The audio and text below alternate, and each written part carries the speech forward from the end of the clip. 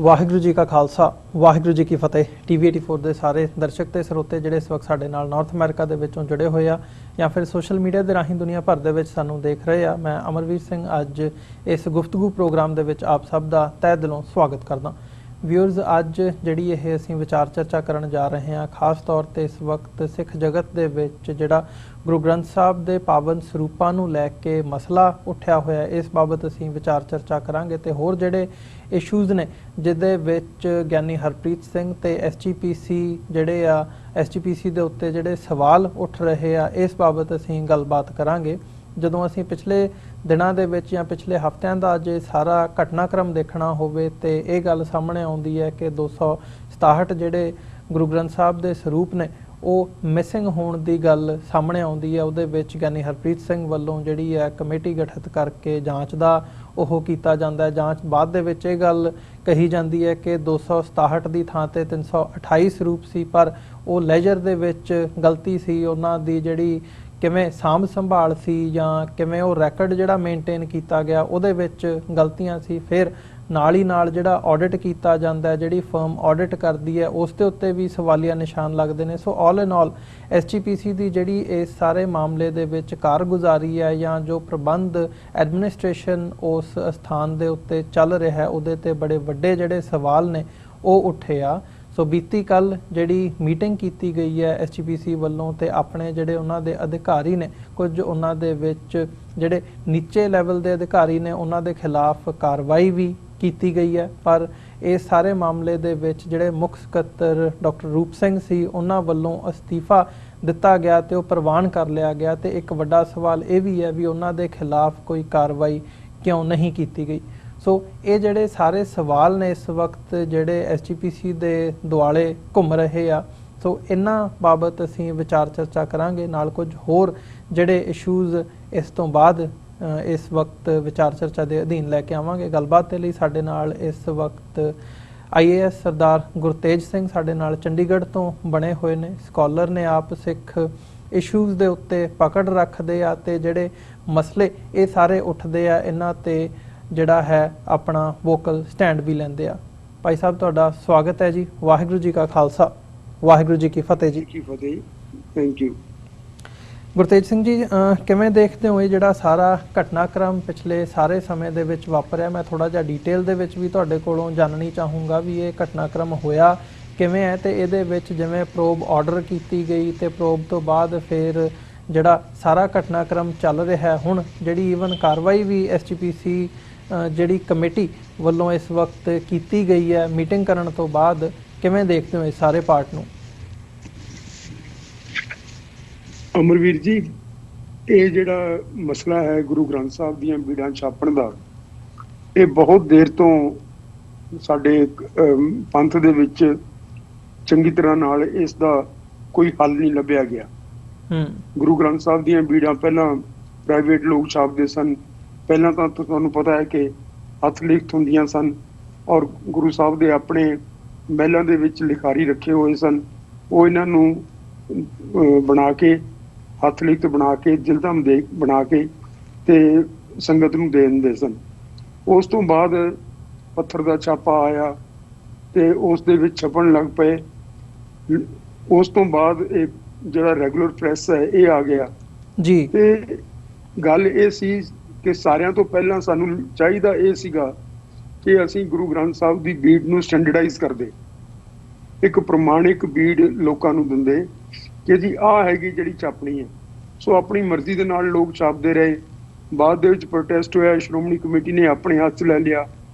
ਇਹ ਕਾਫੀ ਦੇਰ ਤੱਕ ਗਿਆਨੀ ਮੋਹਨ ਸਿੰਘ ਰਤਨ ਹੁੰਦੇ ਸੀਗੇ, ਉਹ ਬੀੜਾਂ ਛਾਪਦੇ ਰਹੇ।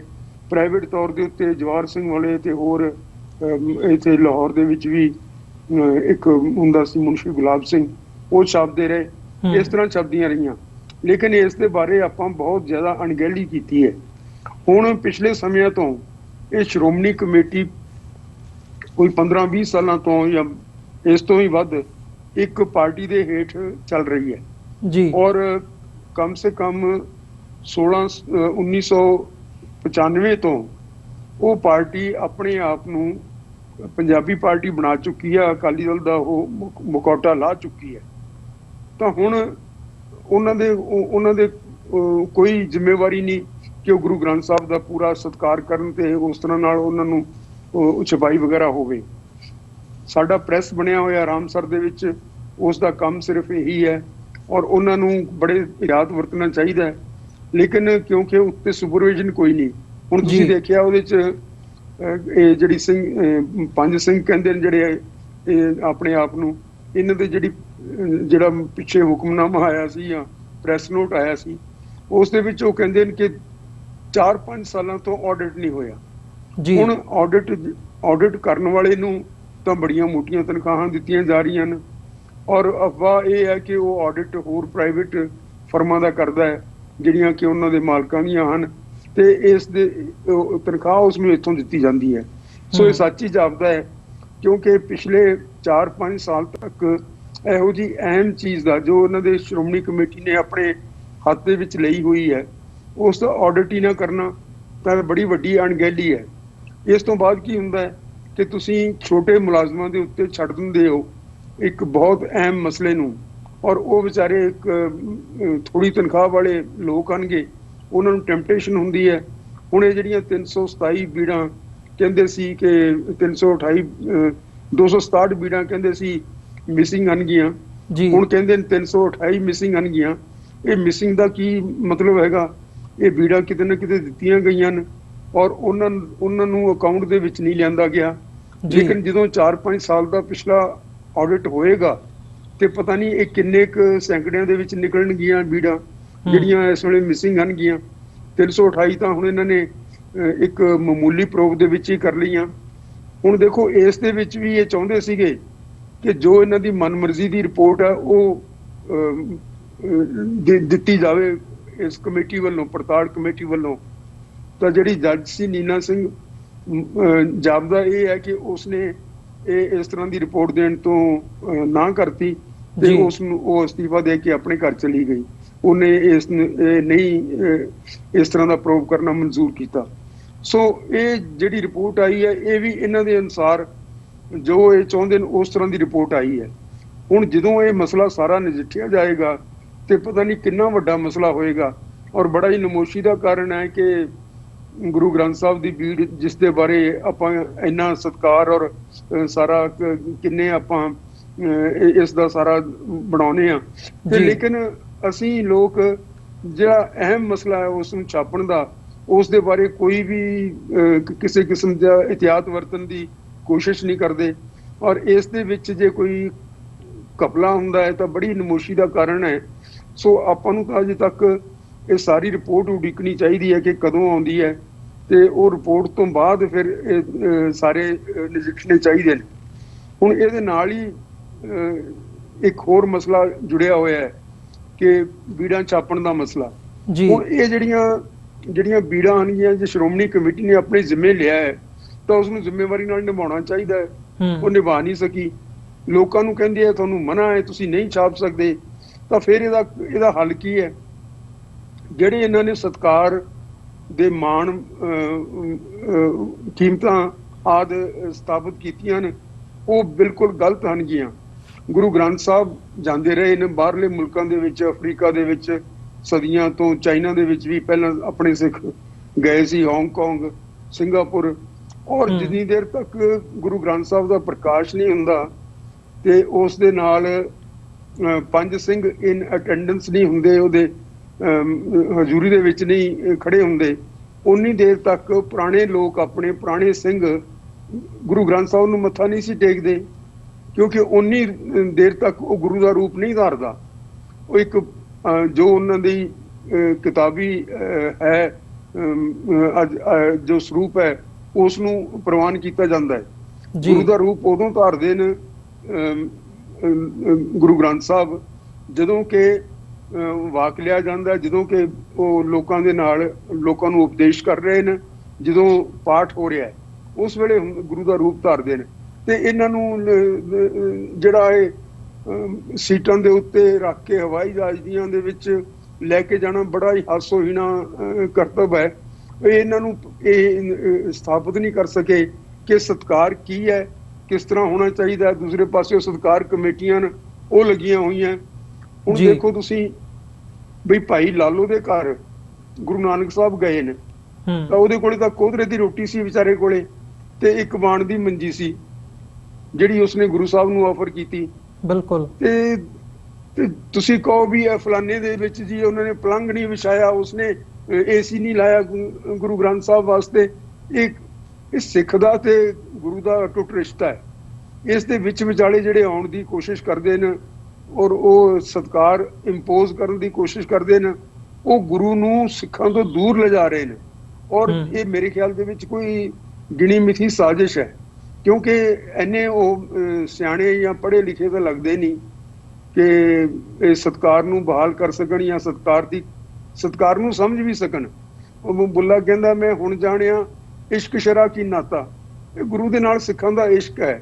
ਅਸੀਂ ਤਾਂ ਉਹਦੇ ਵਾਸਤੇ ਸਿਰ ਦਿੰਦੇ ਹਾਂ, ਪਹਿਲਾਂ ਸਿਰ ਦੇ ਕੇ ਤੇ ਫਿਰ ਅੰਮ੍ਰਿਤ ਛਕਦੇ ਹਾਂ, ਗੁਰੂ ਨੂੰ ਸਿਰ ਭੇਟ ਕਰੀਦਾ। ਤੇ ਸਾਡੇ ਤੋਂ ਕੋਲੋਂ ਅਵੱਗਿਆ ਕਿਵੇਂ ਹੋ ਸਕਦੀ ਹੈ? ਅਸੀਂ ਤਾਂ ਸ਼ਰਧਾ ਵਾਲੇ ਹਾਂ, ਤੇ ਇਹ ਅਸ਼ਰਧਕ ਹਨਗੇ ਜਿਹੜੇ ਇਸ ਤਰ੍ਹਾਂ ਦਾ ਤਿਰਸਕਾਰ ਕਰਦੇ ਨੇ। ਉਹਨਾਂ ਦੇ ਬਾਰੇ ਕੋਈ ਕੁਝ ਕਹਿੰਦਾ ਨਹੀਂ। ਫਿਰ ਹੁਣ ਲਾਇਬ੍ਰੇਰੀਆਂ ਹਨਗੀਆਂ ਆਪਣੀਆਂ, ਹਰ ਲਾਇਬ੍ਰੇਰੀ ਦੇ ਵਿੱਚ ਗੁਰੂ ਗ੍ਰੰਥ ਸਾਹਿਬ ਦੀਆਂ ਬੀੜਾਂ ਰੱਖੀਆਂ ਹੋਈਆਂ ਨੇ, ਕਈਆਂ ਦੇ ਵਿੱਚ ਹੱਥ ਲਿਖਤ ਹੈਗੀਆਂ। ਇੱਥੇ ਪੁਰਾਣੇ ਰਾਜੇ ਮਹਾਰਾਜੇ ਤੇ ਹੋਰ ਲੋਕਾਂ ਦੇ ਮੈਂ ਇੱਕ ਮਹਿਲ ਦੇ ਵਿੱਚ ਕੋਈ 40-50 ਬੀੜਾਂ ਦੇਖੀਆਂ ਨੇ। ਹੁਣ ਉਸ ਤਰ੍ਹਾਂ ਦਾ ਸਤਿਕਾਰ ਉੱਥੇ ਨਹੀਂ ਹੋ ਸਕਦਾ ਜਿਸ ਤਰ੍ਹਾਂ ਦਾ ਇਹ ਕਹਿੰਦੇ ਨੇ ਕਿ ਹਰ ਇੱਕ ਬੀੜ ਦਾ ਹਰ ਇੱਕ ਜਗ੍ਹਾ ਤੇ ਹੋਣਾ ਚਾਹੀਦਾ ਹੈ। ਸੋ ਇਸ ਨੂੰ ਲੋਕਾਂ ਕੋਲੋਂ ਦੂਰ ਲਿਜਾ ਰਹੇ ਨੇ। ਹੁਣ ਕੱਲ ਨੂੰ ਤੁਹਾਡੀ ਜਿਹੜੀ ਇੱਕ ਉੱਥੋਂ ਦੀ ਲਾਇਬ੍ਰੇਰੀ ਹੈ ਉਹ ਵੀ ਨਹੀਂ ਰੱਖ ਸਕੇਗੀ, ਕਹੇਗੀ ਕਿ ਸਾਡੇ ਕੋਲੋਂ ਇਸ ਤਰ੍ਹਾਂ ਦਾ ਸਤਿਕਾਰ ਨਹੀਂ ਕਾਇਮ ਰੱਖ ਸਕਦੇ। ਅਸੀਂ ਰੋਜ਼ ਪਾਠ ਨਹੀਂ ਕਰ ਸਕਦੇ, ਰੋਜ਼ ਸੰਤੋਖ ਨਹੀਂ ਸਕਦੇ, ਇੱਕ ਮੰਜਾ ਜਾਂ ਇੱਕ ਪਲੰਘ ਨਹੀਂ ਰੱਖ ਸਕਦੇ ਪ੍ਰਕਾਸ਼ ਸੁਖ ਆਸਣ ਵਾਸਤੇ। ਤਾਂ ਇਹ ਸਾਰੇ ਦੇ ਸਾਰੇ ਇਹਦਾ ਨਤੀਜਾ ਕੀ ਨਿਕਲੇਗਾ ਕਿ ਗੁਰੂ ਗ੍ਰੰਥ ਸਾਹਿਬ ਕੇਵਲ 4 ਬੰਦਿਆਂ ਦੇ ਹੱਥ ਦੇ ਵਿੱਚ ਰਹਿ ਜਾਏਗਾ। ਤਾਂ ਇਹ ਜਿਹੜੀ ਟ੍ਰੈਂਡ ਚੱਲੀ ਹੈ, ਇਸ ਨੂੰ ਰੋਕਣਾ ਚਾਹੀਦਾ ਹੈ। ਤੇ ਇਸ ਦੇ ਨਾਲ ਹੀ ਜੁੜਿਆ ਹੋਇਆ ਹੈ ਛਾਪਣ ਦਾ ਮਸਲਾ, ਜਿਹੜਾ ਸ਼੍ਰੋਮਣੀ ਕਮੇਟੀ ਨੇ ਆਪਣੇ ਗਲ ਪਾ ਲਿਆ, ਪਰ ਇਸ ਨੂੰ ਨਿਭਾਉਣ ਦੀ ਇਹਨਾਂ ਦੇ ਕੋਲੇ ਸਮਰੱਥਾ ਹੈ ਨਹੀਂ। ਤਾਂ ਜੇ ਫਰਜ਼ ਕਰੋ, ਕੰਮ ਇਹਨਾਂ ਨੂੰ ਇਹ ਕਰਨਾ ਚਾਹੀਦਾ ਸੀਗਾ ਕਿ ਗੁਰੂ ਗ੍ਰੰਥ ਸਾਹਿਬ ਦੀ ਇੱਕ ਸਟੈਂਡਰਡ ਬੀੜ ਸਾਨੂੰ ਦੱਸ ਦੇ। ਹੁਣ ਸਾਡੇ ਕੋਲੇ ਓਰੀਜਨਲ ਬੀੜ 5ਵੇਂ ਪਾਤਸ਼ਾਹ ਦੇ ਹੱਥ ਦੀ ਲਿਖਾਈ ਹੋਈ ਔਰ ਉਹਨਾਂ ਦੇ ਦਸਤਖਤਾਂ ਦੇ ਨਾਲ, ਉਹ 6ਵੇਂ ਪਾਤਸ਼ਾਹ ਦੇ ਦਸਤਖਤਾਂ ਦੇ ਨਾਲ ਸਾਡੇ ਕੋਲੇ ਮੌਜੂਦ ਹੈ। ਉਹਦੇ ਨਾਲ ਲੈ ਕੇ ਇਹਨਾਂ ਨੇ 1960-61 ਦੇ ਵਿੱਚ ਔਰ ਉਸ ਤੋਂ ਪਹਿਲਾਂ ਵੀ 55-57 ਦੇ ਵਿੱਚ ਵੀ ਬੀੜ ਛਾਪੀ ਸੀ, ਜਿਹੜੀ ਕਿ ਇਹ ਸੰਤ ਫਤਿਹ ਸਿੰਘ ਦੇ ਵੇਲੇ ਵੀ ਉਹ ਪ੍ਰਚਲਿਤ ਸੀ ਬੀੜ, ਜਿਸ ਵੇਲੇ ਉਹ ਪ੍ਰਧਾਨ ਸੀ ਅਕਾਲੀ ਦਲ ਦੇ। ਸੰਤ ਚੰਨਣ ਸਿੰਘ ਸ਼੍ਰੋਮਣੀ ਕਮੇਟੀ ਦੇ ਪ੍ਰਧਾਨ ਸਨ। ਤਾਂ ਉਹ ਜਿਹੜੀ ਬੀੜ ਸੀਗੀ ਉਸ ਨੂੰ ਇਹਨਾਂ ਨੇ ਕੁਝ ਲੋਕਾਂ ਨੇ ਪ੍ਰਵਾਨ ਨਹੀਂ ਕੀਤਾ ਕਿ ਜੀ ਇਹ ਮੰਗਲ ਇਹਦੇ ਵਿੱਚ ਠੀਕ ਨਹੀਂ, ਜਿਹੜੇ ਗੁਰੂ ਨੇ ਲਿਖੇ ਉਹ ਕਿਸ ਤਰ੍ਹਾਂ ਠੀਕ ਨਹੀਂ ਹਨ, ਇਹ ਕਿਸੇ ਨੇ ਦੱਸਿਆ ਨਹੀਂ। ਤੇ ਹੁਣ ਆਪਣੀ ਮਰਜ਼ੀ ਦੀਆਂ ਬੀੜਾਂ ਛਾਪਦੇ ਨੇ ਤੇ ਉਹਨਾਂ ਨੂੰ ਇਹ ਸਭ ਤੋਂ ਪਹਿਲਾਂ ਤਿਰਸਕਾਰ ਤਾਂ ਇਹੀ ਹੈ ਗੁਰੂ ਗ੍ਰੰਥ ਸਾਹਿਬ ਦਾ ਕਿ ਤੁਸੀਂ ਉਸ ਨੂੰ ਓਰੀਜਨਲ ਦੇ ਮੁਤਾਬਕ ਛਾਪਦੇ ਨਹੀਂ। ਤਾਂ ਸਭ ਤੋਂ ਪਹਿਲਾਂ ਤਾਂ ਤੁਹਾਨੂੰ ਉਸ ਦੀ ਓਰੀਜਨਲ ਬੀੜ ਸਥਾਪਿਤ ਕਰਨੀ ਚਾਹੀਦੀ ਹੈ ਕਿ ਜੀ ਆਹ ਹੈਗੀ ਤਰਤੀਬ ਬਾਣੀਆਂ ਦੀ, ਆਹ ਹੈਗੀ ਤਰਤੀਬ ਮੰਗਲਾਂ ਦੀ, ਆਹ ਹੈਗੀ ਇਸ ਦੀ ਬਾਣੀ। ਇਸ ਦੇ ਵਿੱਚ ਬਿਲਕੁਲ ਵੀ ਆਖੇਪ ਨਹੀਂ ਹੋ ਸਕਦਾ। ਹੁਣ ਮੈਨੂੰ ਪਤਾ ਹੈ ਕਿ ਇੱਕ ਮੋਹਨ ਸਿੰਘ ਰਤਨ ਬਹੁਤ ਦੇਰ ਤੱਕ ਬੀੜਾਂ ਛਾਪਦੇ ਰਹੇ। ਉਹ ਇੱਥੇ ਚੰਡੀਗੜ੍ਹ ਮੇਰੇ ਦੋਸਤ ਦੇ ਪਿਤਾ ਜੀ ਸਨ, ਉਹ ਇੱਥੇ ਆਏ ਤੇ ਉਹਨਾਂ ਨੇ ਕਿਹਾ ਵੀ ਮੈਂ ਮਿਲਣਾ ਹੈ, ਮੈਨੂੰ ਮਿਲੇ। ਮੈਂ ਗੱਲਾਂ ਕਰਦਿਆਂ ਦੱਸਿਆ, ਕਹਿੰਦੇ ਜੀ ਗੁਰੂ ਗ੍ਰੰਥ ਸਾਹਿਬ ਦੇ ਵਿੱਚ ਬਹੁਤ ਸਾਰੀਆਂ ਕਮੀਆਂ ਸੀਗੀਆਂ, ਫਿਰ ਮੈਂ ਪੂਰੀਆਂ ਕੀਤੀਆਂ। ਮੈਂ ਕਿਹਾ ਜੀ ਕਈ ਅਜੀਬ ਗੱਲ ਹੈ ਵੀ ਕਿਹੜੀਆਂ ਕਮੀਆਂ ਸਨ? ਉਹਨਾਂ ਨੇ ਕਈ ਸਾਰੇ ਐਗਜ਼ਾਮਪਲ ਦਿੱਤੇ। ਕਹਿੰਦੇ ਜੀ ਕਿ ਲਿਖਿਆ ਹੋਇਆ ਸੀ ਪੁਰਸਲਾਤ। ਪੁਰਸਲਾਤ ਤਾਂ ਕੋਈ ਚੀਜ਼ ਨਹੀਂ ਹੁੰਦੀ, ਪੁਰਸਰਾਤ ਹੈ ਇਸਲਾਮ ਦੇ ਵਿੱਚ ਜਿਹੜੀ ਕਨਸੈਪਟ ਹੈ ਵੀ ਉਸ ਦੇ ਉੱਤੋਂ ਦੀ ਗੁਜ਼ਰਨਾ ਪੈਂਦਾ ਹੈ। ਜਿੱਥੇ ਬਾਬਾ ਫਰੀਦ ਕਹਿੰਦੇ ਨੇ ਪੁਰਸਲਾਤ ਕਾ ਪੰਧ ਦੁਹੇਲਾ, ਤਾਂ ਉਹ ਉੱਥੇ ਕਹਿੰਦੇ ਜੀ ਪੁਰਸਲਾਤ ਲਿਖਿਆ ਹੋਇਆ ਸੀ, ਮੈਂ ਪੁਰਸਰਾਤ ਕੀਤਾ। ਮੈਂ ਕਿਹਾ ਜੀ ਅੱਛਾ। ਤੇ ਦੂਸਰਾ ਕਹਿੰਦੇ ਜੀ ਯਾਨੜੀਏ ਕੇ ਘਰ ਗਾਵਣਾ, ਯਾਨੜੀਏ ਕੇ ਘਰ ਲਿਖਿਆ ਹੋਇਆ ਸੀ, ਗਾਵਣਾ ਲਿਖਿਆ ਹੀ ਨਹੀਂ ਹੋਇਆ ਸੀ, ਗਾਵਣਾ ਮੈਂ ਕੋਲੋਂ ਪਾਇਆ। ਯਾਨੀ ਇਹ ਉਹਨਾਂ ਦੇ ਐਗਜ਼ੈਕਟ ਵਰਡਸ ਹਨਗੇ। ਤਾਂ ਇਸ ਤਰ੍ਹਾਂ ਨਾਲ ਅਣਗਹਿਲੀ ਨਾਲ ਬਾਰ-ਬਾਰ ਅਖੇਪ ਹੋ ਰਹੀਆਂ ਬੀੜਾਂ, ਇਹਨਾਂ ਦੇ ਵੱਲ ਕਿਸੇ ਦਾ ਧਿਆਨ ਨਹੀਂ। ਤੁਸੀਂ ਹੁਣ ਇੰਟਰਨੈਟ ਦੇ ਉੱਤੇ ਬੀੜਾਂ ਪਾਈਆਂ ਹੋਈਆਂ ਨੇ। ਮੈਂ ਜਿਸ ਵੇਲੇ ਇਹ ਸ਼ੁਰੂ ਹੋਇਆ ਸੀ ਇੰਟਰਨੈਟ ਦਾ ਸਿਲਸਿਲਾ, ਉਸ ਵੇਲੇ ਮੈਂ ਬੇਨਤੀ ਕੀਤੀ ਸੀ ਸਾਰਿਆਂ ਨੂੰ। ਉਹਦੇ ਵਿੱਚ ਉਹ ਜਥੇਦਾਰ ਟੋੜਾ ਵੀ ਸਨ, ਉੱਥੇ ਇੱਕ ਸੈਮੀਨਾਰ ਸੀ, ਉਸ ਵੇਲੇ ਉਹ ਪ੍ਰਧਾਨ ਸਨ। ਮੈਂ ਸਾਰਿਆਂ ਨੂੰ ਰਿਕੁਐਸਟ ਕੀਤੀ ਸੀ ਕਿ ਹੁਣ ਤੁਸੀਂ ਬੀਡ ਨੂੰ ਫਾਈਨਲਾਈਜ਼ ਕਰਦੇ ਹੋ, ਤਾਂ ਕਿ ਇਹ ਨਾ ਹੋਵੇ ਕਿ ਇੰਟਰਨੈਟ ਦੇ ਉੱਤੇ ਕਈ ਸਾਰੀਆਂ ਵਰਜ਼ਨਸ ਪਈਆਂ ਹੋਣ। ਹੁਣ ਤੁਸੀਂ ਦੇਖੋ ਦਰਬਾਰ ਸਾਹਿਬ ਦੇ ਵਿੱਚ ਵੀ ਜਦੋਂ ਪ੍ਰਕਾਸ਼ ਹੁੰਦਾ ਹੈ ਤਾਂ ਉਹ ਹੱਥ ਲਿਖਤ ਬੀੜ ਦਾ ਕਰਦੇ ਨੇ। ਹੱਥ ਲਿਖਤ ਬੀੜ ਦਾ ਕੀ ਮਤਲਬ ਹੈ? ਜਦੋਂ ਤੁਸੀਂ ਆਪ ਬੀੜਾਂ ਛਾਪ ਰਹੇ ਹੋ, ਪ੍ਰਮਾਣਿਕ ਬੀੜਾਂ ਤੁਸੀਂ ਛਾਪ ਰਹੇ ਹੋ ਗੁਰੂ ਗ੍ਰੰਥ ਸਾਹਿਬ ਦੀਆਂ, ਤੇ ਫਿਰ ਹੱਥ ਲਿਖਤ ਉੱਥੇ ਕਿਉਂ ਪ੍ਰਕਾਸ਼ ਕਰਦੇ ਹੋ? ਹੱਥ ਲਿਖਤ ਇਸ ਵਾਸਤੇ ਪ੍ਰਕਾਸ਼ ਕਰਦੇ ਨੇ ਕਿ ਜਿਹੜੇ ਪੜ੍ਹਨ ਵਾਲੇ ਉਹ ਕਿਸੇ ਸੰਪਰਦਾ ਦੇ ਹਨਗੇ, ਉਹ ਆਪਣੀ ਸੰਪਰਦਾ ਦੇ ਅਨੁਸਾਰ ਜੋ ਠੀਕ ਸਮਝਣ ਉਸ ਤਰ੍ਹਾਂ ਦੀ ਬੀੜ ਬਣਾ ਕੇ ਲਿਆਉਂਦੇ ਨੇ ਤੇ ਉਸ ਦਾ ਪ੍ਰਕਾਸ਼ ਕਰਦੇ ਨੇ। ਇਹ ਗੱਲ ਗਲਤ ਹੈ। ਸੋ ਇਸ ਦੇ ਵਿੱਚ ਬੜੇ ਡੂੰਘੇ ਤੇ ਬੜੇ ਵੱਡੇ ਸਵਾਲ ਹਨਗੇ, ਇਹਨਾਂ ਸਾਰਿਆਂ ਨੂੰ ਨਜਿੱਠਣਾ ਚਾਹੀਦਾ ਹੈ। ਇਹ ਜਿਹੜਾ ਮਸਲਾ ਆਇਆ ਹੈ ਇਸ ਦਾ ਕਿ ਜੀ ਜਿਹੜਾ ਬੀੜਾਂ ਗਾਇਬ ਹੋ ਗਈਆਂ ਨੇ, ਇਹਦਾ ਬਹੁਤ ਗੰਭੀਰ ਮਸਲਾ ਹੈ। ਹੁਣ ਲੇਕਿਨ ਜਿੰਨੀ ਦੇਰ ਤੱਕ ਇਸ ਦੇ ਬਾਰੇ ਕੋਈ ਫਾਈਂਡਿੰਗ ਨਹੀਂ ਆਉਂਦੀ, ਜਾਂ ਤਾਂ ਪ੍ਰਾਈਵੇਟ ਲੋਕ ਆਪ ਇਸ ਦੇ ਵਿੱਚ ਪੜਤਾਲ ਕਰਨ, ਜਾਂ ਫਿਰ ਉਹ ਪੜਤਾਲ ਇਹ ਲੋਕ ਜਿਹੜੇ ਜਿਨ੍ਹਾਂ ਨੇ ਜ਼ਿੰਮਾ ਲਿਆ ਜਥੇਦਾਰ ਹਰਪ੍ਰੀਤ ਸਿੰਘ ਨੇ, ਇਹ ਕਰਕੇ ਸਾਨੂੰ ਦੱਸਣ ਕਿ ਆਹ ਅਸਲੀਅਤ ਹੈ। ਹੁਣ ਇਹ ਕਹਿ ਦੇਣਾ ਕਿ ਜੀ ਉਹ 1000 ਪੇਜ ਦੀ ਰਿਪੋਰਟ ਆ ਗਈ, ਸਾਡੇ ਕੋਲੇ 10 ਪੇਜ ਦਾ ਜਿਹੜਾ ਹੈਗਾ ਉਸ ਦਾ ਨਿਚੋੜ ਉਹ ਅਸੀਂ ਪੜ੍ਹ ਲਿਆ ਤੇ ਸਾਨੂੰ ਐਂ ਜਾਪਦਾ, ਇਹ ਕੋਈ ਗੱਲਾਂ ਨਹੀਂ ਹਨਗੀਆਂ। ਫਿਰ ਉਹਨਾਂ ਨੂੰ 4-4 5-5 ਸਾਲ ਐਸੇ ਅਹਿਮ ਅਦਾਰੇ ਦੇ ਵਿੱਚ ਤੁਸੀਂ ਖੁੱਲੀ ਛੁੱਟੀ ਦਿੱਤੀ ਹੋਈ ਹੈ ਕਿ ਜੋ ਮਰਜ਼ੀ ਕਰੋ, ਤੇ ਫਿਰ ਤੁਸੀਂ ਤਕਰੀਬਨ ਦਾੜੀ ਉਹਨਾਂ ਦੇ ਹੱਥ ਫੜਾਈ ਹੋਈ ਹੈ। ਇਹ ਨਹੀਂ ਠੀਕ ਹੈਗਾ। ਸੋ ਇਸ ਬਹੁਤ ਸਾਰਾ ਕੁਝ ਇਸ ਦੇ ਵਿੱਚ ਦੇਖਣ ਵਾਲਾ ਹੈ, ਤੇ ਜਦੋਂ ਇਹ ਮਸਲਾ ਕਿਤੇ ਸਿਰੇ ਲੱਗੇਗਾ ਜਾਂ ਕਮ ਸੇ ਕਮ ਫੈਕਟਸ ਸਾਡੇ ਸਾਹਮਣੇ ਆਉਣਗੀਆਂ ਤਾਂ ਉਸ ਤੋਂ ਬਾਅਦ ਅਸੀਂ ਕੁਝ ਕਹਿ ਸਕਦੇ ਹਾਂ। ਲੇਕਿਨ ਜਾਪਦਾ ਨਹੀਂ ਕਿ ਇਹ ਫੈਕਟਸ ਨੂੰ ਬਾਹਰ ਨਿਕਲਣ ਦੇਣਗੇ, ਕਿਉਂਕਿ ਇਹਨਾਂ ਦੀ ਇਸ ਵੇਲੇ ਜਿਹੜੇ ਲੋਕ ਕੰਟਰੋਲ ਕਰ ਰਹੇ ਹੈ ਉਹਨਾਂ ਦੀ ਬੜੀ ਬਦਨਾਮੀ ਹੋ ਚੁੱਕੀ ਹੈ ਦੂਸਰੇ ਮਸਲਿਆਂ ਦੇ ਵਿੱਚ ਵੀ, ਤੇ ਇਹ ਇੱਕ ਐਸਾ ਹੋਰ ਮਸਲਾ ਆ ਗਿਆ ਇਸ ਦੇ ਵਿੱਚ ਸਾਹਮਣੇ ਸਾਰਾ ਕੁਝ ਆਉਣ ਨਹੀਂ ਦੇਣਗੇ। ਇਹ ਮੈਨੂੰ ਖਤਰਾ ਜਾਪਦਾ ਹੈ। ਜੀ ਗੁਰਤੇਜ ਸਿੰਘ ਜੀ, ਜਿਵੇਂ ਇਹ ਸਾਰੇ ਪਾਰਟ ਨੂੰ ਅਸੀਂ ਦੇਖ ਰਹੇ ਹਾਂ, ਹੁਣ ਜਿਹੜੀਆਂ ਗੱਲਾਂ ਸਾਹਮਣੇ ਆ ਰਹੀਆਂ ਨੇ, ਖਾਸ ਤੌਰ ਤੇ ਜਦੋਂ ਆਡਿਟ ਦੀ ਗੱਲ ਹੁੰਦੀ ਹੈ ਵੀ 4-5 ਸਾਲ ਤੋਂ ਉਹ ਤਰੀਕੇ ਨਾਲ ਨਹੀਂ ਹੋਇਆ, ਜਿਹੜੀ ਫਰਮ ਨੂੰ ਜ਼ਿੰਮੇਵਾਰੀ ਦਿੱਤੀ ਗਈ ਸੀ ਉਸ ਨੂੰ 10 ਕਰੋੜ ਰੁਪਏ ਇਸ ਦੇ ਇਵਜ਼ ਦੇ ਵਿੱਚ ਦਿੱਤੇ ਗਏ ਆ, ਪਰ ਕੰਮ ਨਹੀਂ ਹੋਇਆ। ਫਿਰ ਜਿਹੜੇ ਅਧਿਕਾਰੀ ਨੇ ਉਹਨਾਂ ਨੇ ਪ੍ਰੋਪਰ ਰੈਕਰਡ ਨਹੀਂ ਮੇਨਟੇਨ ਕੀਤਾ। ਕਿਤੇ ਨਾ ਕਿਤੇ ਬਹੁਤ ਵੱਡੇ ਲੈਵਲ ਤੇ ਕਰਪਸ਼ਨ ਦਾ ਜਿਹੜਾ ਸਵਾਲ ਹੈ ਉਹ ਉੱਠਦਾ ਸ਼੍ਰੋਮਣੀ ਗੁਰਦੁਆਰਾ ਪ੍ਰਬੰਧਕ ਕਮੇਟੀ ਦੇ ਉੱਤੇ। ਤੇ ਨਾਲ ਹੀ ਨਾਲ ਕੀ ਸਮਝਦੇ ਹੋ ਵੀ ਜਿਹੜੀਆਂ ਇਹ ਅਣਗਹਿਲੀਆਂ ਨੇ ਜਾਂ ਕਰਪਸ਼ਨ ਹੈ ਜਾਂ ਕੋਈ ਹੋਰ ਜਿਹੜੇ ਫੈਕਟਰਸ ਨੇ ਇਹਦੇ 'ਚ ਉਹ ਵੀ ਜਿਹੜੇ ਹੈਗੇ ਆ ਆਪਣਾ ਕੰਟਰੀਬਿਊਟ ਕਰਦੇ ਆ, ਤੇ ਇਵੈਂਚੁਅਲੀ ਇਹ ਕਿਤੇ ਨਾ ਕਿਤੇ ਜਿਹੜੀਆਂ ਸਿੱਖ ਵਿਰੋਧੀ ਤਾਕਤਾਂ ਨੇ ਉਹਨਾਂ ਦੇ ਹੱਥ ਦੇ ਵਿੱਚ ਵੀ ਹਥਿਆਰ ਬਣ ਜਾਂਦਾ ਵੀ ਕੱਲ੍ਹ ਨੂੰ ਜਿਵੇਂ ਸਿੱਖ ਰੈਫਰੈਂਸ ਲਾਇਬ੍ਰੇਰੀ ਦਾ ਜ਼ਿਕਰ ਹੁੰਦਾ ਹੈ ਜਾਂ ਇਤਿਹਾਸਕ ਸਰੋਤਾਂ ਦਾ ਜ਼ਿਕਰ ਹੁੰਦਾ, ਉਹਨਾਂ ਨੂੰ ਤੋੜ ਮਰੋੜ ਕੇ ਪੇਸ਼ ਕਰਨ ਤੇ ਸਾਡੇ ਵਿੱਚ ਜਿਹੜੇ ਬੇਤੁਕੇ ਵਿਵਾਦ ਨੇ ਉਹ ਵਾਪਸ ਸਾਡੇ ਵਿੱਚ ਸੁੱਟੇ ਜਾਣ ਤੇ ਖੜੇ ਕੀਤੇ ਜਾਣ। ਦੇਖੋ, ਇਹ ਤਾਂ ਦੁਸ਼ਮਣ ਦੀਆਂ ਚਾਲਾਂ ਹੁੰਦੀਆਂ ਨੇ। ਤੁਸੀਂ ਜਾਣਦੇ ਹੋ ਕਿ ਦੁਸ਼ਮਣ ਜਿਹੜਾ ਹੁੰਦਾ ਉਹ ਬਾਤ ਕਰੇ ਅਨਹੋਣੀ, ਉਹਨਾਂ ਨੇ ਇਹ ਕਰਦੇ ਰਹਿਣਾ। ਲੇਕਿਨ ਸਾਡੀ ਸਿਆਣਪ ਕੀ ਹੈ? ਸਾਡੀ ਸਿਆਣਪ ਇਹ ਹੈ ਕਿ ਅਸੀਂ ਓਰੀਜਨਲ ਜਿਹੜੀ ਗੁਰਬਾਣੀ ਹੈ ਉਸ ਨੂੰ ਸੰਭਾਲ ਲਈਏ। ਜਿਸ ਵੇਲੇ ਅਸੀਂ ਉਸ ਨੂੰ ਸੰਭਾਲ ਲਿਆ ਔਰ ਅਸੀਂ ਇਹ ਦੱਸ ਦਿੱਤਾ, ਦੇਖੋ ਔਰੰਗਜ਼ੇਬ ਦੇ ਸਮੇਂ ਤੋਂ ਇਹ ਚੱਲਿਆ ਆ ਰਿਹਾ। ਅਕਬਰ ਦੇ ਕੋਲ ਵੀ ਸ਼ਿਕਾਇਤ ਹੋਈ ਸੀ ਵੀ ਇਹ ਜੀ ਬਾਣੀ ਇਸ ਤਰ੍ਹਾਂ ਦੀ ਲਿਖੀ ਜਾਂਦੇ ਹੈ। ਔਰੰਗਜ਼ੇਬ ਨੇ ਕਿਹਾ ਕਿ ਜੀ ਤੁਸੀਂ ਪ੍ਰਚਾਰ ਕਰੋ, ਲੇਕਿਨ ਸਾਡੇ ਅਨੁਸਾਰ, ਇਸਲਾਮ ਦੇ ਅਨੁਸਾਰ ਪ੍ਰਚਾਰ ਕਰੋ। ਤੇ ਜਿਹੜਾ ਇਸਲਾਮ ਦਾ ਜਿਹੜਾ ਹੈ ਵਿਰੋਧ, ਉਹ ਜਿਹੜਾ ਉਹਦੇ 'ਚ ਲਿਖਿਆ ਹੋਇਆ, ਹਾਲਾਂਕਿ ਗੁਰੂ ਗ੍ਰੰਥ ਸਾਹਿਬ ਦੇ ਵਿੱਚ ਕਿਸੇ ਧਰਮ ਦਾ ਕੋਈ ਵਿਰੋਧ ਨਹੀਂ, ਲੇਕਿਨ ਜੋ ਉਸ ਨੂੰ ਜਾਪਿਆ ਕਿ ਮੁਸਲਮਾਨਾਂ ਦੇ ਵਰਖਲਾਫ ਕੁਝ ਲਿਖਿਆ ਹੋਇਆ, ਇਹਨੂੰ ਵਿੱਚੋਂ ਕੱਢ ਦਿਓ, ਉਹ ਉਸ ਤਰ੍ਹਾਂ ਦਾ ਪ੍ਰਚਾਰ ਚਾਹੁੰਦਾ ਸੀ।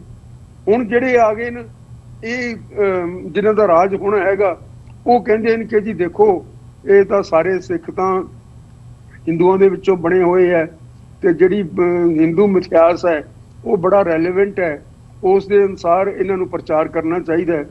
ਉਹਨਾਂ ਦੇ ਮਗਰ ਲੱਗਣ ਵਾਸਤੇ ਸਾਡੇ ਲੋਕ ਆ ਗਏ ਨੇ, ਟਕਸਾਲਾਂ ਵਰਗੇ, ਜਿਹੜੇ ਕਹਿੰਦੇ ਨੇ ਕਿ ਹਾਂਜੀ ਇਹ ਇੱਕ ਅਸੀਂ ਤਾਂ ਜੋ ਰਾਮ ਕਥਾ ਹੈ ਤੇ ਉਹ ਸਾਰਾ ਕੁਝ ਅਸੀਂ ਪੜ੍ਹਦੇ ਹਾਂ ਤੇ ਰੋਜ਼ ਉਹ ਰਹਿਰਾਸ ਦੇ ਵਿੱਚ ਵੀ ਇਹੋ ਜਿਹੇ ਸ਼ਬਦ ਪਾਏ ਹੋਏ ਨੇ ਉਹਨਾਂ ਨੇ। ਤਾਂ ਇਹ ਲੋਕ ਜਿਹੜੇ ਹੈਗੇ ਇਹ ਉਸ ਦਾ ਪ੍ਰਚਾਰ ਕਰਨਾ ਚਾਹੁੰਦੇ ਆ। ਹੁਣ ਪ੍ਰੋਬਲਮ ਇਹ ਹੈ ਕਿ ਇਹਨਾਂ ਲੋਕਾਂ ਨੂੰ ਇਹ ਨਹੀਂ ਪਤਾ ਕਿ ਜੇ ਸਿੱਖ ਗੁਰੂ ਗ੍ਰੰਥ ਸਾਹਿਬ ਦਾ ਸਤਿਕਾਰ ਕਰਦੇ ਆ ਤੇ ਆਪਣੇ ਧਰਮ ਨੂੰ ਵਿਲੱਖਣ ਧਰਮ ਸਮਝਦੇ ਆ, ਸੈਪਰੇਟ ਧਰਮ ਸਮਝਦੇ ਆ, ਤਾਂ ਇਹ ਉਹਨਾਂ ਦੀ ਸ਼ਕਤੀ ਹੈ। ਇਹ ਸਾਰੇ ਦੇਸ਼ ਦੀ ਸ਼ਕਤੀ ਹੈ, ਸਾਰੇ ਲੋਕਾਂ ਦੀ ਸ਼ਕਤੀ ਹੈ, ਮਾਨਵਤਾ ਦੀ ਸ਼ਕਤੀ ਹੈ। ਹੁਣ ਇਹ ਮਾਨਵਤਾ ਦੇ ਕੰਮ ਤਾਂ ਹੀ ਆ ਸਕਦੇ ਨੇ ਜੇ ਇਹ ਇਸ ਤਰ੍ਹਾਂ ਨਾਲ ਕਰਦੇ ਰਹਿਣ, ਇੱਕ ਆਪਣੇ ਧਰਮ ਨੂੰ ਵੱਖਰਾ ਸਮਝ ਕੇ ਔਰ ਉਸ ਦੇ ਉੱਤੇ ਡਟ ਕੇ ਪਹਿਰਾ ਦਿੰਦੇ ਰਹਿਣ, ਤਾਂ ਦੇਸ਼ ਦੀ ਏਕਤਾ ਅਖੰਡਤਾ ਕਾਸੇ ਨੂੰ ਵੀ ਕੋਈ ਖਤਰਾ ਨਹੀਂ ਇਹਨਾਂ ਕੋਲੋਂ। ਕਿਉਂਕਿ ਪਿਛਲੇ ਸਮਿਆਂ ਦੇ ਵਿੱਚ ਦੇਖ ਲਿਆ ਤੁਸੀਂ। ਹੁਣ ਜੇ ਤੁਸੀਂ ਇਹਨਾਂ ਨੂੰ ਛੜਕਾ ਦਿਓਗੇ, ਜਿਸ ਤਰ੍ਹਾਂ ਇਹ ਕੋਸ਼ਿਸ਼ ਕਰ ਰਹੇ ਨੇ, ਤੁਸੀਂ ਵੀ ਹਿੰਟ ਕੀਤਾ ਹੈ ਕਿ ਇਹਨਾਂ ਦੇ ਰਾਹੀਂ ਮਾਲਕ ਜੋ ਅੱਜ ਕੱਲ੍ਹ ਦੇ ਮਾਲਕ ਹਨਗੇ ਇਸ ਸ਼੍ਰੋਮਣੀ ਕਮੇਟੀ ਦੇ ਮਾਲਕ ਹੀ ਕਹਾਂਗਾ, ਉਹਨਾਂ ਦੇ ਰਾਹੀਂ ਜੋ ਇਹ ਛੜਕਾਉਣ ਦੀ ਕੋਸ਼ਿਸ਼ ਕਰ ਰਹੇ ਹੈ, ਇਹ ਆਪਣੇ ਪੈਰਾਂ ਦੇ ਉੱਤੇ ਕੁਹਾੜੀ ਮਾਰ ਰਹੇ ਨੇ। 10ਵੇਂ ਪਾਤਸ਼ਾਹ ਨੇ ਮੁੜ ਕੇ ਨਹੀਂ ਆਉਣਾ, ਉਹਨਾਂ ਨੇ ਦੁਬਾਰੇ ਖਾਲਸਾ ਨਹੀਂ ਸਥਾਪਿਤ ਕਰਨਾ। ਇਹ ਖਾਲਸਾ ਜਿਹੜਾ ਸਾਜਿਆ ਗਿਆ ਹੈ ਸੰਸਾਰ ਦੇ ਭਲੇ ਵਾਸਤੇ ਹੈ, ਮਾਨਵਤਾ ਦੇ ਭਲੇ ਵਾਸਤੇ ਹੈ। ਇਸ ਨੂੰ ਆਪਣੇ ਰੌਂ ਦੇ ਵਿੱਚ ਚੱਲਣ ਦੇਣਾ ਚਾਹੀਦਾ ਹੈ। ਤਾਂ ਇਹ ਤਾਂ ਸਾਡੇ ਲੀਡਰਾਂ ਨੇ ਜਾ ਕੇ ਦੱਸਣਾ ਸੀ ਉਹਨਾਂ ਲੋਕਾਂ ਨੂੰ। ਹੁਣ ਦੇਖੋ, ਇੱਕ ਇੱਥੇ ਇੱਕ ਕਹਾਣੀ ਹੈ ਬੜੀ ਹਾਸੇ ਵਾਲੀ ਵੀ ਸਮਝ ਲਓ। ਇੱਕ ਪਠਾਨ ਡਾਕੂ ਸੀ ਔਰ ਉਹ ਬੜਾ ਖੂੰਖਾਰ ਡਾਕੂ ਸੀ। ਉਹਦੇ ਕੋਈ ਹਜ਼ਾਰਾਂ ਦੀ ਪੁਲਿਸ ਵਾਲੇ ਇਕੱਠੇ ਹੋ ਕੇ ਕਦੇ ਉਸ ਨੂੰ ਕਨਫਰੰਟ ਕਰਦੇ ਸੀ, ਵਰਨਾ ਉਸ ਤੋਂ ਟਲ ਕੇ ਪਾਸੇ ਹੋ ਜਾਂਦੇ ਸੀ। ਉਹਦੇ ਮਨ ਦੇ ਵਿੱਚ ਪਤਾ ਨਹੀਂ ਕੀ ਆਇਆ, ਉਹ ਵੈਸ਼ਨਵ ਹੋ ਗਿਆ। ਵੈਸ਼ਨਵ ਤੇ ਉਹ ਫਿਰ ਉਹ 68 ਤੀਰਥਾਂ ਦਾ ਰਟਨ ਕਰਨ ਲੱਗ ਪਿਆ। ਸਾਧਨ ਦੀ ਮੰਡਲੀ 'ਚ ਮਿਲ ਗਿਆ ਤੇ ਗੀਤ ਗਾਉਂਦਾ ਫਿਰੇ ਤੇ ਉਹ ਤੀਰਥਾਂ ਦੇ ਉਹ ਟੋਲੀ ਨੂੰ ਕਿਤੇ ਐਵੇਂ ਕੋਈ ਮਾੜੇ ਮੋਟੇ ਜਿਹੇ ਡਾਕੂ ਸੀਗੇ, ਉਹਨਾਂ ਨੇ ਡਾਂਗਾ ਡੂੰਗਾ ਮਾਰ ਕੇ ਹੀ ਲੁੱਟ ਲਿਆ। ਤੇ ਉਹ ਕੰਪਲੇਂਟ ਚਲੀ ਗਈ ਪੁਲਿਸ ਥਾਣੇ, ਪੁਲਿਸ ਵਾਲੇ ਨੇ ਬੁਲਾਇਆ, ਵਿੱਚ ਦੇਖਿਆ ਪਠਾਨ ਬੈਠਾ ਹੈ। ਥਾਣੇਦਾਰ ਨੇ ਪਛਾਣ ਲਿਆ। ਉਹ ਕਹਿੰਦਾ, ਪਠਾਨ ਤੂੰ ਤਾਂ ਉਹ ਹੈ ਜਿਹਦੇ ਤੋਂ ਲਸ਼ਕਰ ਡਰਦੇ ਸੀਗੇ, ਅਸੀਂ ਤਾਂ ਤੇਰੇ ਨੇੜੇ ਨਹੀਂ ਸੀ ਜਾਂਦੇ, ਤੇ ਤੇਰੇ ਹੁੰਦਿਆਂ ਕਹਿੰਦਾ ਸਾਧਾਂ ਨੂੰ ਲੁੱਟ ਕੇ ਲੈ ਗਏ ਲੋਕ। ਤੇ ਉਹ ਕਹਿੰਦਾ ਉਹ ਟੁੱਟਿਆ ਜਾ ਡਾਕੂ ਡਾਂਗਾ ਨਾਲ ਲੁੱਟ ਕੇ ਲੈ ਗਿਆ, ਤੂੰ ਕੁਛ ਨਹੀਂ ਕੀਤਾ। ਉਹ ਕਹਿੰਦਾ, ਭਾਈ ਜਬ ਹੁਤੇ ਪਠਾਨ ਖਾਨ ਲਸ਼ਕਰ ਦੇਤੇ ਮੋੜ, ਜਬ ਤੇ ਸਰਨ ਗਈ ਰਘੁਨਾਥ ਕੀ ਸਕੇ ਨਾ ਤਿਨਕਾ ਤੋੜ। ਸੋ ਸਿੱਖਾਂ ਨੂੰ ਇਸ ਪੋਜੀਸ਼ਨ ਦੇ ਵਿੱਚ ਕਿਉਂ ਪਾਉਣਾ ਚਾਹੁੰਦੇ ਨੇ? ਸਿੱਖ ਤਾਂ ਜਿਹੜੇ ਹੈਗੇ 500 ਸਾਲ ਤੋਂ ਸੇਵਾ ਕਰਦੇ ਆ ਰਹੇ ਆ ਮਾਨਵਤਾ ਦੀ, ਔਰ ਇਸ ਦਾ ਜਿਹੜਾ ਸਭ ਤੋਂ ਵੱਧ ਫਾਇਦਾ ਹੋਇਆ ਹੈ ਉਹ ਹਿੰਦੂ ਧਰਮ ਨੂੰ, ਹਿੰਦੂ ਸੰਸਥਾਵਾਂ ਨੂੰ ਔਰ ਇਸ ਮੁਲਕ ਨੂੰ ਹੋਇਆ ਹੈ,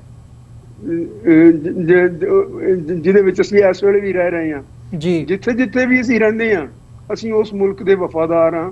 ਅਸੀਂ ਚਾਹੁੰਦੇ ਹਾਂ ਕਿ ਉਹ ਤਰੱਕੀ ਕਰੇ, ਕਿਉਂਕਿ ਅਸੀਂ ਮਾਨਵਤਾ ਨੂੰ ਇੱਕ ਮੰਨਦੇ ਹਾਂ। ਤੇ ਜੇ ਇਹਨਾਂ ਨੂੰ ਤੁਸੀਂ ਨਿਹੱਥੇ ਕਰ ਦਿਓਗੇ, ਕਮਜ਼ੋਰ ਕਰ ਦਿਓਗੇ, ਇਹਨਾਂ ਦੀ ਆਸਥਾ ਨੂੰ ਤੁਸੀਂ ਠੇਸ ਲਾਓਗੇ, ਤੇ ਤੁਸੀਂ ਆਪਣੇ ਦੇਸ਼ ਦੀ ਜਿਹੜੇ ਮਸਲੇ ਹਨਗੇ ਉਹਨਾਂ ਦੇ ਫਿਰ ਕਿਸ ਤਰ੍ਹਾਂ ਹੱਲ ਕੱਢੋਗੇ? ਫਿਰ ਕਿੱਥੋਂ ਖਾਲਸਾ ਲੈ ਕੇ ਆਓਗੇ ਜਿਹਨੇ 1.25 ਲੱਖ ਨਾਲ ਇੱਕ ਨੇ ਲੜਨਾ ਹੈ? ਸੋ ਇਹ ਇਹਨਾਂ ਨੂੰ ਸਾਡੇ ਲੀਡਰਾਂ ਨੇ ਸਮਝਾਉਣਾ ਸੀ। ਸਾਡੇ ਲੀਡਰ ਤੁਸੀਂ ਜਾਣਦੇ ਹੋ ਕਿ ਕਿਸ ਤਰ੍ਹਾਂ ਦੇ ਹਨਗੇ। ਇਹ ਉਹਨਾਂ ਕੋਲੋਂ ਸਮਝ ਕੇ ਆਉਂਦੇ ਨੇ ਤੇ ਸਾਨੂੰ ਕਹਿੰਦੇ ਨੇ ਕਿ ਨਹੀਂ ਭਾਈ, ਤੁਸੀਂ ਆਪਣੇ ਇਸ ਮਿਥਿਆਸ ਦੇ ਅਨੁਸਾਰ ਆਪਣੇ ਆਪ ਨੂੰ ਢਾਲੋ। ਸਾਡਾ ਤਾਂ ਇਹ ਕਰਮ ਨਹੀਂ ਹੈ। ਗੁਰੂ ਸਾਹਿਬ ਦਾ ਫਰਮਾਨ ਹੈ ਕਿ ਛਾੜ ਚਲੇ ਹਮ ਕਿਛ ਨਾ ਲਿਆ, ਇਹ ਪੰਡਿਤ ਮੁੱਲਾ ਛਾੜੇ ਦੋ, ਹਮਰਾ ਝਗੜਾ ਰਹਾ ਨਾ ਕਹੂ। ਅਸੀਂ ਤਾਂ ਇਹਨਾਂ ਨੂੰ ਤਿਆਗ ਚੁੱਕੇ ਹਾਂ, ਔਰ ਤਿਆਗ ਕੇ ਅਸੀਂ ਕਿਸੇ ਦੇ ਵਿਰੋਧੀ ਨਹੀਂ ਹਾਂ। ਅਸੀਂ ਸਾਰਿਆਂ ਦੇ ਨਾਲ ਮਿਲ ਕੇ ਰਹਿਣਾ ਚਾਹੁੰਦੇ ਹਾਂ। ਸਗਲ ਸੰਗ ਹਮਕੋ ਬਣ ਆਈ ਸਾਡੀ ਮੋਟੋ ਹੈ। ਅਸੀਂ ਸਾਰਿਆਂ ਦੇ ਨਾਲ ਮਿਲ ਕੇ ਰਹਿਣਾ, ਸਾਰੇ ਸੰਸਾਰ ਦੇ ਨਾਲ।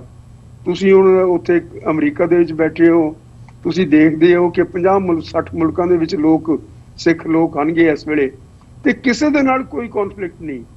ਕੋਈ ਨਹੀਂ ਚਾਹੁੰਦਾ ਸਿੱਖਾਂ ਨੂੰ ਵੀ ਆਪਣੇ ਧਰਮ ਤੋਂ ਇਹਨਾਂ ਨੂੰ ਪਾਸੇ ਲੈ ਸਕੋ। ਸਾਰੇ ਮੁਲਕਾਂ ਦੇ ਜਿਹੜੇ ਪ੍ਰਧਾਨ ਮੁਲਕ ਹਨਗੇ ਉਹਨਾਂ ਦੇ ਜਿਹੜੇ ਰਹਿਨੁਮਾ ਹਨਗੇ, ਜਿਸ ਵੇਲੇ ਗੁਰਦੁਆਰੇ ਜਾਂਦੇ ਨੇ ਤੇ ਉਹ ਕਹਿੰਦੇ ਨੇ ਕਿ ਜੀ ਤੁਹਾਡੇ ਜਿਹੜੇ ਅਸੂਲ ਹਨਗੇ ਉਹ ਸਾਡੇ ਧਰਮ ਸਾਡੀ ਕੌਨਸਟੀਟਿਊਸ਼ਨ ਦੇ ਅਨੁਸਾਰ ਹਨਗੇ ਤੇ ਅਸੀਂ ਇਹਨਾਂ ਨੂੰ ਵੈਲਕਮ ਕਰਦੇ ਹਾਂ, ਸਾਡੇ ਵਾਸਤੇ ਮਾਣ ਵਾਲੀ ਗੱਲ ਹੈ। ਅਮਰੀਕਾ, ਮਲੇਸ਼ੀਆ, ਇਧਰ ਨਿਊਜ਼ੀਲੈਂਡ, ਇਸ ਆਸਟ੍ਰੇਲੀਆ, ਇਹ ਸਾਰੇ ਲੋਕ ਇਸ ਤਰ੍ਹਾਂ ਜਾ ਕੇ ਤੇ ਉੱਥੇ ਕਰ ਚੁੱਕੇ ਨੇ ਇਸ ਤਰ੍ਹਾਂ ਦਾ ਇਜ਼ਹਾਰ। ਤਾਂ ਫਿਰ ਅਸੀਂ ਸਾਰੇ ਲੋਕਾਂ ਦੇ ਜਿਹੜੇ ਅਸੀਂ ਸਾਰੇ ਲੋਕਾਂ ਦੇ ਦੋਸਤ ਹਾਂ, ਸਾਨੂੰ ਇਸ ਤਰ੍ਹਾਂ ਨਾਲ ਜ਼ਲੀਲ ਕਰਨ ਦੀ ਕੋਸ਼ਿਸ਼ ਇਸ ਵਾਸਤੇ ਕਰ ਰਹੇ ਨੇ ਕਿ ਇੱਥੇ ਸਾਡੇ ਲੀਡਰ ਸਾਡਾ ਪੱਖ ਪੇਸ਼ ਨਹੀਂ ਕਰ ਸਕ ਰਹੇ। ਤਾਂ ਹੁਣ ਚਾਹੀਦਾ ਸਾਨੂੰ ਕਿ ਅਸੀਂ ਇਹੋ ਜਿਹੇ ਲੀਡਰ ਚੁਣੀਏ ਜਿਹੜੇ ਕਿ ਪੱਖ ਪੇਸ਼ ਕਰਨ। ਤੇ ਇਹ ਜਿਹੜਾ ਹਿੰਦੂ ਧਰਮ ਦੇ ਅਨੁਸਾਰ ਜਿਹੜਾ ਪ੍ਰਚਾਰ ਹੈ, ਜੇ ਇਸ ਦੇ ਨਾਲ ਕੁਝ ਸਮਰਦਾ ਹੁੰਦਾ ਤਾਂ 1000 ਸਾਲ ਤੱਕ ਮੁਲਕ ਗੁਲਾਮ ਨਹੀਂ ਸੀ ਰਹਿੰਦਾ। ਇਹਨਾਂ ਨੂੰ ਇਹ ਸਾਰੀਆਂ ਗੱਲਾਂ ਸਮਝ ਲੈਣੀਆਂ ਚਾਹੀਦੀਆਂ ਹਨ ਤੇ ਇਸ ਨੂੰ ਕੋਸ਼ਿਸ਼ ਕਰਨੀ ਚਾਹੀਦੀ ਹੈ ਕਿ ਸਿੱਖਾਂ ਨੂੰ ਆਪਣੇ ਤੌਰ ਦੇ ਉੱਤੇ ਸੁਤੰਤਰ ਰਹਿਣ ਦੇਣ, ਜਿਸ ਤਰ੍ਹਾਂ ਦਸ਼ਮੇਸ਼ ਪਿਤਾ ਨੇ, ਜਿਸ ਤਰ੍ਹਾਂ ਗੁਰੂ ਸਾਹਿਬਾਨ ਨੇ ਸਾਨੂੰ ਬਣਾਇਆ ਹੈ।